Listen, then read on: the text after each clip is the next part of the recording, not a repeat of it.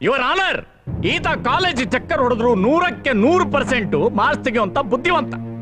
ತನ್ನ ಬುದ್ಧಿವಂತಿಕೆಯಿಂದ ಈತ ಜನಗಳಿಗೆ ಮೋಸ ಮಾಡಿರೋದು ಕೇವಲ ತನ್ನ ಸ್ವಾರ್ಥಕ್ಕೋಸ್ಕರ ಅಂತ ಸ್ವತಃ ಇವರ ಅಣ್ಣನೇ ಹೇಳಿಕೆ ಕೊಟ್ಟಿದ್ದಾರೆ. ತನ್ನ ಬುದ್ಧಿವಂತಿಕೆಯಿಂದ ತನ್ನ ಸಾಮರ್ಥ್ಯವನ್ನ ಹೆಚ್ಚಿಸಿಕೊಂಡು ಹಲವಾರು ಹುಡುಗಿಯರನ್ನ ಬೇರೆ ಬೇರೆ ವೇಷಗಳಲ್ಲಿ ಬೇರೆ ಬೇರೆ ಭಾಷೆಗಳಲ್ಲಿ ಮಾತಾಡಿಸಿ ಹೊಸ ರೀತಿಯಲ್ಲಿ ಅವ್ರನ್ನ ಮೋಸ ಮಾಡಿದ್ದಾನೆ. ಹೊಸ ರೀತಿಯಲ್ಲಿ ಈತ ಎಂಥ ಬುದ್ಧಿವಂತ ಅನ್ನೋದು ಕೋರ್ಟ್ ನಲ್ಲಿ ವಾದಕ್ಕೆ ಪ್ರತಿವಾದ ಮಾಡ್ತಿರ್ಬೇಕಾದ್ರೆ ನಮಗೆಲ್ಲ ಗೊತ್ತಾಗ್ತಾ ಇದೆ. I agree, he is A genius, but he is on evil perverted criminal genius in crime. ಈತ ಜಲಿವಾರನ್ನು ಹಾಕೋತಾನೆ, ಬಿರಿಯಾನಿನೂ ತಿಂತಾನೆ, ಅವಶ್ಯಕತೆ ಬಿದ್ದಾಗ ನೀರನ್ನ ಬೀರು ಅಂತ ಮಾರಾಟ ಮಾಡ್ತಾನೆ. ಅದೇ ರೀತಿ ಹೆಣ್ಮಕ್ಳ ಬಾಳ್ನಲ್ಲಿ ಆಟ ಆಡಿ ಇವರಿಗೆ ಮೋಸ ಮಾಡಿ ಯಾಮಾರಿಸಿದ್ದಾನೆ. ಸ್ವತಃ ರಕ್ತ ಸಂಬಂಧನೇ ಒಪ್ಕೊಳ್ಳೋರು ಈತ ತಾನು ಮಾಡಿರೋ ಅಪರಾಧನ ಹೇಗೆ ಒಪ್ಕೋತಾನೆ ಇವರ ಆನರ್? ತನ್ನ ನಟನಾ ಕೌಶಲ್ಯದಿಂದ ಹಲವಾರು ಜನರನ್ನ ಮರಳು ಮಾಡಿದ್ದಾನೆ.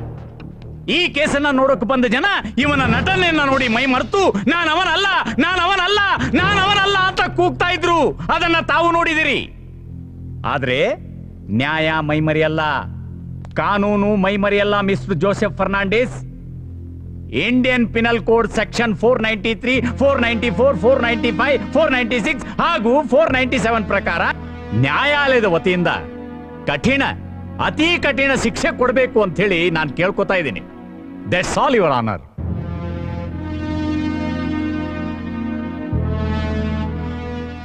ಈ ಕೇಸಿನ ತೀರ್ಪನ್ನು ಮುಂದಿನ ವಾರ ಹೇಳಲಾಗುವುದು. Court is adjourn. Good morning sir.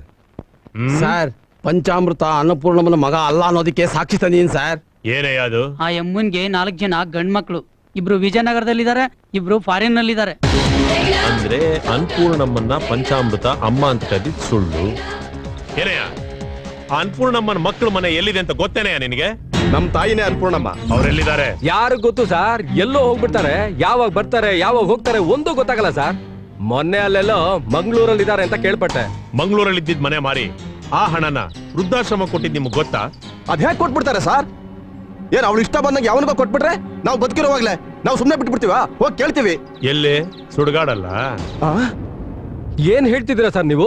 ಏಯ್, ನಿಮ್ಮ ತಾಯಿ ಸತ್ತು 1 ವರ್ಷ ಆಗಿದೆ ಕಣ್ರು. ಕೇವಲ ಹಣಕ್ಕೋಸ್ಕರ ಹೆತ್ತ ತಾಯಿನ ಮನೆಯಿಂದ ಹೊರಗೆ ಕಳಿಸ್ಬಿಟ್ಟು ಅವ್ರು ಜೀವಂತವಾಗಿದಾರ, ಸತ್ತಿದಾರ, ಬದುಕಿದಾರ, ಎಲ್ಲಿದ್ದಾರೆ ಅಂತ ಗೊತ್ತಿಲ್ಲದೆ ಮಾತಾಡ್ತಿದ್ದೀರಲ್ಲ ನೀವು ಮಕ್ಳ. ಏಯ್, ಜಾಸ್ತಿ ಮಾತಾಡಿದ್ರೆ ಒಳಗೆ ಹಾಕ್ಬಿಡ್ತೀನಿ. ರಾಸ್ಕಲ್ಸ್. ನನ್ನ ತಂಗಿ ಲೈಫ್ನ ಸ್ಪಾಯ್ಲ್ ಮಾಡ್ದವನ್ನ ಜೈಲಲ್ಲೇ ಮುಗಿಸ್ಬೇಕು ಅಂದ್ಕೊಂಡಿದ್ದೆ. ನಾಳೆ ಅವನೇನಾದ್ರು ಕೋರ್ಟ್ ಕೇಸ್ನಲ್ಲಿ ಗೆದ್ದು ಆಚೆ ಬಂದ ಅಂದ್ರೆ ಅವನಲ್ಲೇ ಮುಗಿಸ್ಬಿಡಿ.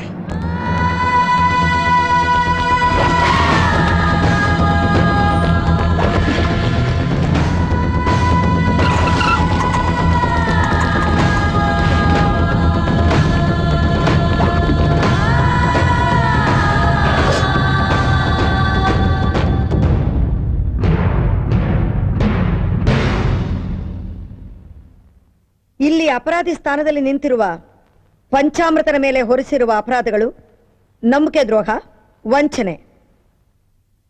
ಇದೆಲ್ಲ ನಡೆದಿಲ್ಲ ಅಂತ ಅವ್ರು ಹೇಳ್ತಾ ಇಲ್ಲ. ಆದ್ರೆ ಇದನ್ನ ಮಾಡಿದ್ದು ನಾನಲ್ಲ ಅನ್ನೋದೇ ಅವರ ದೃಢವಾದ ವಾದ. ಹಾಗಾದ್ರೆ ಇದನ್ನೆಲ್ಲ ಮಾಡಿದ್ದು ಯಾರು? ಅದನ್ನ ನಿರೂಪಿಸೋದೇ ಈ ಕೇಸಿನ ಮುಖ್ಯವಾದ ಉದ್ದೇಶ. ಪೊಲೀಸ್ ಹುಡುಕೊಂಡು ಹೋಗದೆ ತಾನಾಗೆ ಕೋರ್ಟ್ಗೆ ಬಂದು ಸಾಕ್ಷಿ ಹೇಳಿದ್ದ ಮಿಸ್ಟರ್ ಡೇವಿಡ್ ಫರ್ನಾಂಡಸ್ ಈ ಕೇಸಿಗೆ ಮುಖ್ಯವಾದ ಸಾಕ್ಷಿ. ಆದರೆ DNA ಟೆಸ್ಟ್ ರಿಸಲ್ಟ್ ಅಲ್ಲಿ ಇವರಿಬ್ಬರು ಅಣ್ಣ ತಮ್ಮಂದರಲ್ಲ ಅಂತ ಪ್ರೂವ್ ಆಗಿದೆ. ರೇಖಳ ಅಣ್ಣನಿಗೆ ಲಂಚ ಕೊಟ್ಟು ಕೆಲಸ ಸಾಧಿಸ್ಕೋಬಹುದು ಅನ್ನೋದಕ್ಕೆ ತಕ್ಕ ಶಾಸ್ತಿ ಆಗಿದೆ. ಲಂಚಕ್ಕೆ ಯಾವತ್ತೂ ಕುಮ್ಮಕ್ ಕೊಡಬಾರದು ಅನ್ನೋ ಜಾಗೃತಿ ಜನಗಳ ಮಧ್ಯದಲ್ಲಿ ಬಂದ್ರೆ ಮಾತ್ರನೇ ಈ ದೇಶದಿಂದ ಲಂಚಾವತಾರನ ಸಂಪೂರ್ಣವಾಗಿ ನಿರ್ಮೂಲ ಮಾಡಬಹುದೇ ಹೊರತು ಬರೀ ಘೋಷಣೆಯಿಂದ ಅಲ್ಲ. ಹಾಗೆ ಭಕ್ತಿ ಅನ್ನೋದನ್ನು ಹೆಚ್ಚಾದ್ರೆ ಹುಚ್ಚಾಗಿ ತನ್ನಂತಾನೇ ಮರ್ತೋಗೋ ಸ್ಥಿತಿಗೆ ತಂದುಬಿಡುತ್ತೆ ಅನ್ನೋದಕ್ಕೆ ಸಾಕ್ಷಿ ರಾಧಾ ಚಂದ್ರಾಬಾಯಿ ವಿಷಯದಲ್ಲಿ ನಡೆದಿದೆ. ಮಿಸ್ಟರ್ ಜೋಸೆಫ್ ಫರ್ನಾಂಡಸ್ ಮನೆ ಬಿಟ್ಟು ಹೋದ ನಂತರ ಹಲವಾರು ಹೆಸರುಗಳಲ್ಲಿ ಹಲವಾರು ಮೋಸಗಳು ಮಾಡಿದ್ದಾರೆ ಅನ್ನೋ ಪಬ್ಲಿಕ್ ಪ್ರಾಸಿಕ್ಯೂಟರ್ ವಾದನ ನಾನು ಒಪ್ಕೋತೀನಿ. ಆದ್ರೆ ಈ ಪಂಚಾಮೃತಾನೇ ಆ ಜೋಸೆಫ್ ಫರ್ನಾಂಡಸ್ ಅಂತ ಊಹಿಸಬಹುದೇ ಹೊರತು ಯಾವ ಸಾಕ್ಷಿನೂ ಆಧಾರ ಪಡಿಸಲಿಲ್ಲ. ಸಾಕ್ಷಿ ಆಧಾರಗಳನ್ನು ಸಂಪೂರ್ಣವಾಗಿ ಪರಿಶೀಲಿಸಿದ ಮೇಲೆ ಪಂಚಾಮೃತ ಅಪರಾಧಿ ಅಂತ ಸಂದೇಹ ಪಡಬಹುದೇ ಹೊರತು ಪಂಚಾಮೃತಾನೇ ಅಪರಾಧಿ ಅಂತ ಆಧಾರಪೂರ್ವಕವಾಗಿ ನಿರೂಪಿಸಲು ಸಾಧ್ಯವಿಲ್ಲ. ಪಂಚಾಮೃತ ಅವರ ಮೇಲಿರೋ ಮೊಕದ್ದಮೆ ಸಂದೇಹಾಸ್ಪದವಾಗಿರೋದ್ರಿಂದ ಪಂಚಾಮೃತ ಅವರಿಗೆ ಪೂರಕವಾಗಿ ಈ ಕೋರ್ಟ್ ಅವರನ್ನ ಬಿಡುಗಡೆ ಮಾಡುತ್ತಿದೆ.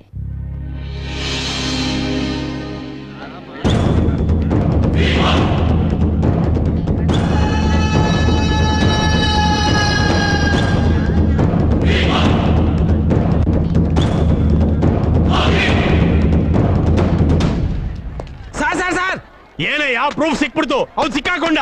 ಪಂಚಾಮೃತ ನಿರಪರಾಧಿ ಅಂತ ಜಡ್ಜ್ಮೆಂಟ್ ಆಗೋಯ್ತು ಸರ್. ಏನಯ್ಯ ಹೇಳ್ತಾ ಇದೀಯ? ಹೌದು ಸರ್.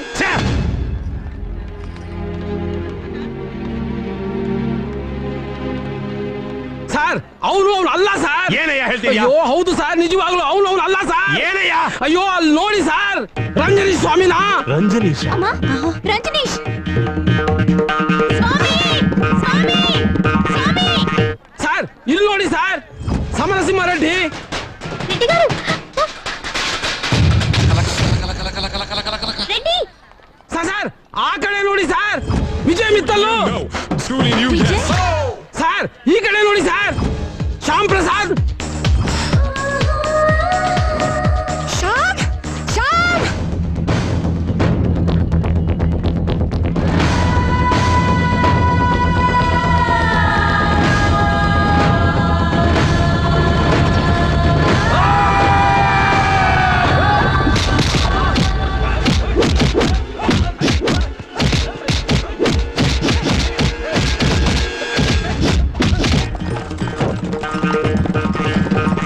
ಸ್ವಾಮಿ ಫಾಲೋ ಮಾಡು. ಆಗಲಿ ಬಂದಿದೆ.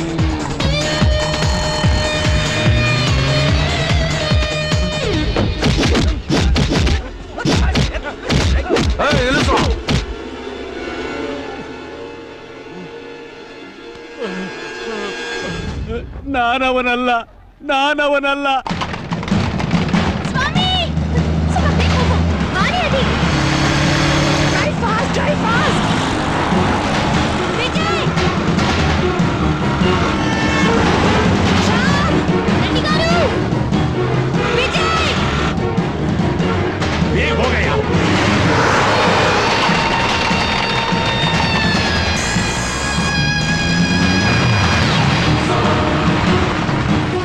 ರೆಡ್ಡಿ గారు ఆగండి. ఆగమంటుంటే ఎక్కడికి వెళ్తున్నారు?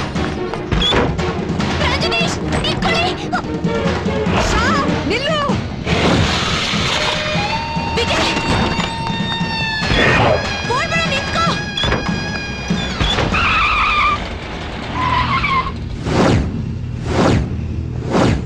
ಎಲ್ಲ ಗಾಡಿಗಳು ಇಲ್ಲೇ ಇದೆ, ಇಲ್ಲೇ ಎಲ್ಲೋ ಇದ್ದೇ ಇರ್ತಾರೆ.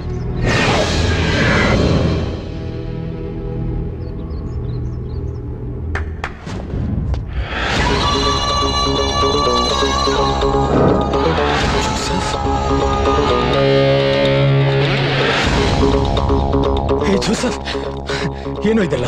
ಅವರೆಲ್ಲ ಯಾರು? ಏಯ್, ಅವರೆಲ್ಲ ಯಾರು? ಯಾರು ಹೇಳು, ಹೇಳು, ಹೇಳು. ಆ ಪಂಚಾಮೃತ ಎಲ್ಲಿ? ಸಮರಸಿಂಹ ರೆಡ್ಡಿ, ರಂಜನೀಶು, ವಿಜಯ ಮಿತ್ತಾಲು, ಶ್ಯಾಮ್ ಪ್ರಸಾದ್ ಎಲ್ಲ ಬೇರೆ ಬೇರೆನಾ? ನೀನ್ ಹೇಗ್ ಬಂದೆ ಇಲ್ಲಿ? ಏನಕ್ಕೆ ಬಂದೆ? ನಿನ್ ಉದ್ದೇಶ ಏನು? ಅಲ್ಲಿ ನೋಡಿ,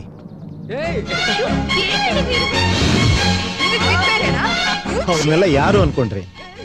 ಆ 4 ಜನ ಈ 4 ಹುಡುಗಿರ್ ಲವ್ವರ್ಸು, ಗಂಡ, ವುಡ್ ಬಿ, ಪ್ರಿಯತಮ. ಅವನು ಶ್ರೀಕಾಂತ್ ಅಂತ, ಆ ತೆಲುಗು ಹುಡುಗಿ ಮದುವೆ ಆಗ್ಬೇಕಾಗಿದ್ದ ಹುಡುಗ. ಅವನು ವಿನಯ್, ನಮ್ಮ ಮ್ಯಾಮ್ ಗಂಡ, ಅಮ್ಮ ಅವ್ರ ಗಂಡ. ಅವನು ರಘುಸ್ವಾಮಿ, ಆಶ್ರಮದಲ್ಲಿ ರಾಣಿನ ಪ್ರಾಣಕ್ಕಿಂತ ಹೆಚ್ಚಾಗಿ ಪ್ರೀತಿಸ್ತಾ ಇದ್ದ. ಇವ್ ನಾರಾಯಣ ಅಂತ ರೇಖಾ ಮನೆ ಪಕ್ಕದಲ್ಲೇ ಇದ್ದ. ಇಂಗ್ಲಿಷ್ ಮಾತಾಡಕ್ ಬರಲ್ಲ ಅಂತ ಒಂದೇ ಒಂದ್ ಕಾರಣಕ್ಕೆ ಪ್ರಾಣಕ್ಕಿಂತ ಹೆಚ್ಚಾಗಿ ಪ್ರೀತಿಸಿದ ಅವನ್ನ ಬಿಟ್ಬಿಟ್ಟು ಇಂಗ್ಲಿಷ್ ಅವ್ನ್ ಬೇಕು, ಲಂಡನ್ ಅವ್ನ್ ಬೇಕು ಅಂತ ಆ ವಿಜಯ್ ಮಿತ್ತಲ್ ಹತ್ರ ಸ್ಟೈಲ್ ಆಗಿ ಎಡು ಬಿದ್ಲು. ಕೋರ್ಟ್ ಮೆಟ್ಲತ್ತಿ ಚಪ್ಲಿ ಸೌಸದ ಮೇಲೆ ಇಂಗ್ಲಿಷ್ ಹೈಟೆಕ್ ಲವ್ಗೂ ಕನ್ನಡ ನಿಜವಾದ ಪ್ರೀತಿಗೂ ವ್ಯತ್ಯಾಸ ಗೊತ್ತಾಗಿದೆ ಅನ್ಕೊಂತೀನಿ ಅವಳಿಗೆ. ಆ ಕೃಷ್ಣನ ಆಶ್ರಮದಲ್ಲಿ ಅವನವಳನ್ನ ಪ್ರಾಣಕ್ಕಿಂತ ಹೆಚ್ಚಾಗಿ ಪ್ರೀತಿಸ್ತಾ ಇದ್ದ, ಅವಳು ಅವನ್ನ ಪ್ರೀತಿಸ್ತಾ ಇದ್ಲು. ಅದೇನೋ ಒಂದು ಹುಚ್ಚು ಕನಸು ಬಿತ್ತು ಅಂತ ದೇವ್ರನ್ನೇ ಮದುವೆ ಆಗ್ತೀನಿ ಅಂತ ಡಿಸೈಡ್ ಮಾಡಿ ಅವನ್ ಹೃದಯನೇ ಒಡೆದ್ಬಿಟ್ಲು. ಆಮೇಲೆ ನಾನ್ ದೇವರಾಗಿ ಬಂದು ಅವಳಿಗೆ ಬುದ್ಧಿ ಕಲಿಸ್ಬೇಕಾಯ್ತು. ಆ ದೇವ್ರ ಗಂಡ ಆಗಿ ಸಿಗದೆ ಇದ್ರು ದೇವ್ರಂತ ಗಂಡ ಒಬ್ಬ ಸಿಕ್ಕಿದ್ದಾನೆ ಅನ್ಕೊಂತೀನಿ. ನನ್ನ ಫ್ರೆಂಡ್ ಶ್ರೀಕಾಂತ್ ಜೊತೆ ಹುಡುಗಿಗೆ ನಿಶ್ಚಿತಾರ್ಥ ಆಗಿದ್ರು ಕೂಡ ಸಿನಿಮಾ ಹುಚ್ಚು, ಸಿನಿಮಾ ಹೀರೋಗಳ ಭ್ರಮೆಯಿಂದ ಜೀವನನೇ ಹಾಳು ಮಾಡ್ಕೊಳಕ್ ಹೊರಟಿದ್ಲು. ಅವಳ ಸಿನಿಮಾ ನಾಯಕ ಖಳನಾಯಕನೂ ಆಗ್ತಾನೆ ಅಂತ ಗೊತ್ತಾದ್ಮೇಲೆ ರೀಲ್ಗೂ ರಿಯಲ್ಗೂ ಏನ್ ವ್ಯತ್ಯಾಸ ಅಂತ ಅವಳಿಗೆ ಚೆನ್ನಾಗಿ ಗೊತ್ತಾಗಿದೆ. ಗಂಡು ಹೆಣ್ಣಿಗೆ ಏನು ವ್ಯತ್ಯಾಸನೇ ಇಲ್ಲ. ಗಂಡ ನಾನು ಹೇಳ್ದಂಗೆ ಕೇಳ್ಕೊಂಡು ಆಳ್ತರ ಮನೇಲಿ ಬಿದ್ದಿರ್ಬೇಕು ಅಂತ ಆಸೆ ಪಟ್ಟು ಅವನಿಗೆ ಡೈವೋರ್ಸ್ ಕೊಟ್ಟು ಒಂಟಿಯಾಗಿದ್ದ ಈ ಮ್ಯಾಮ್ಗೆ ಪಾಠ ಕಲ್ಸಕ್ ನಾನು ಜಾಸ್ತಿನೇ ಬುದ್ಧಿ ಖರ್ಚು ಮಾಡ್ಬೇಕಾಗಿ ಬಂತು.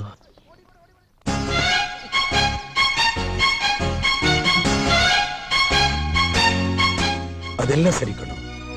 ಈ ಊರ್ನವ್ರ ಕಥೆ ಎಲ್ಲ ಕಟ್ಕೊಂಡು ನಿನಗೇನಾಗ್ಬೇಕು? ನೀನ್ ಯಾಕೆ ಇದಕ್ಕೆಲ್ಲ ತಲೆ ಹಾಕ್ತಾ ಇದೀಯಾ? ಅಣ್ಣ, ಸಮಾಜದಲ್ಲಿ ಹೆಣ್ಣಿಗೆ ಎಂತ ಸ್ಥಾನ ಕೊಟ್ಟಿದ್ದಾರೆ. ಒಬ್ಬ ಕೆಟ್ಟ ಹೆಣ್ಣು ಸಿಗಕ್ ಸಾಧ್ಯನೇ ಇಲ್ಲ. ಅಕಸ್ಮಾತ್ ಒಬ್ಬ ಕೆಟ್ಟ ಹೆಣ್ಣು ಸಿಕ್ಕರು ಅವಳಿಂದ ಒಬ್ಬ ಕೆಟ್ಟ ಗಂಡಿರ್ತಾನೆ, ಅವಳಿಂದ ಆ ಹೆಣ್ಣು ಕೆಟ್ಟೋಗಿರ್ತಾಳೆ ಅಂತ ಹೇಳ್ತಾರೆ.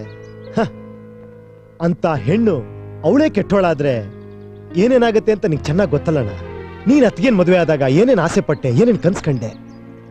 ಅತ್ತಿಗೆ ಎಲ್ಲೋ ಹೋದ್ಲು ಅಂತ ನಿನಗ್ ಗೊತ್ತು. ಆದ್ರ ಅತ್ತಿಗೆಗೆ ಏನಾಯ್ತು ಅಂತ ಯಾರಿಗೂ ಗೊತ್ತಿಲ್ಲ ಅಣ್ಣ.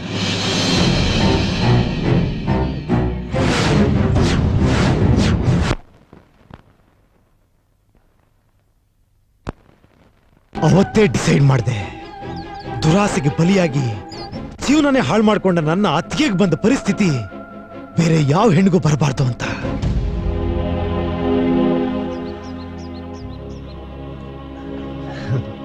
ಅಣ್ಣ, ಒಂದು ಒಳ್ಳೆ ಕೆಲಸ ಮಾಡ್ಲಿಕ್ಕೆ 100 ತಪ್ಪು ಕೆಲಸ ಮಾಡ್ಬೋದು, ಆದ್ರೆ ಒಂದು ತಪ್ಪು ಕೆಲಸ ಮಾಡ್ಲಿಕ್ಕೆ 100 ಒಳ್ಳೆ ಕೆಲಸ ಮಾಡಬಾರ್ದು ಅಂತ ಮಹಾಭಾರತದಲ್ಲಿ ಆ ಕೃಷ್ಣ ಹೇಳಿದ್ದಾನಲ್ಲ. ಕೃಷ್ಣ ಹೇಳಿದ್ದಾನಲ್ಲ. ಏನಿಲ್ಲ ಏನಿಲ್ಲ ಏನಿಲ್ಲ. ನೀನ್ ಯಾವ್ದಾದ್ರು ಗೆಟಪ್ ಅಲ್ಲಿ ಬಂದು ಆ ನನ್ನ ಪ್ರಾಬ್ಲಮ್ ನ ಸಾಲ್ವ್ ಮಾಡ್ಕೊಡ್ತೀಯಾ ಪ್ಲೀಸ್? ಪ್ಲೀಸ್. ಏನ್ ಸರ್ ನೀವು? ನನಗೆ ನೀನು ಬೇರೆ ಗೆಟಪ್ ಅಲ್ಲಿ ಬಂದು ಅವಳನ್ನ ಲೈಕ್ ಮಾಡೋ ಹಾಗೆ ಮಾಡ್ತೀಯಾ? ಇದೆಯಾ ಸರ್ ನಿಮ್ಗೆ? ನೀವು ಹೋಗಿ. ಅದಿರ್ಲಿ, ಅವ್ರಿಗೆಲ್ಲ ಬುದ್ಧಿ ಕಲ್ಸಿದ್ ಓಕೆ, ನನಗ್ ಮೋಸ ಮಾಡಿದ್ ಯಾಕೆ? ನಿನ್ ಲಾ ಕಾಲೇಜನ್ನ ನೋಡಿಲ್ವಾ? ಈ ಅಂತ ನಾನೇ ಬುದ್ಧಿವಂತೆ ಅಂತ ಮೆರಿತಾ ಇದ್ದೆ. ನನಗ್ ಬುದ್ಧಿವಂತರ ಕಂಡ್ರೆ ಇಷ್ಟಾನೆ, ಆದ್ರೆ ಅತಿ ಬುದ್ಧಿವಂತರ ಕಂಡ್ರೆ ಅಷ್ಟೇ. ಇದುವರೆಗೂ ಎಲ್ಲಾರ್ಗೂ ಬುದ್ಧಿ ಕಲ್ಸಿದ್ ಸಾಕು. ಇನ್ನು ಮೇಲೆ ನನಗೆ ನಮ್ಗ್ ಹುಟ್ಟೋ ಮಕ್ಳಿಗೆ ಬುದ್ಧಿ ಹೇಳ್ಕೊಂಡು ನಮ್ ಜೊತೆ ಇರಿ ಸಾಕು.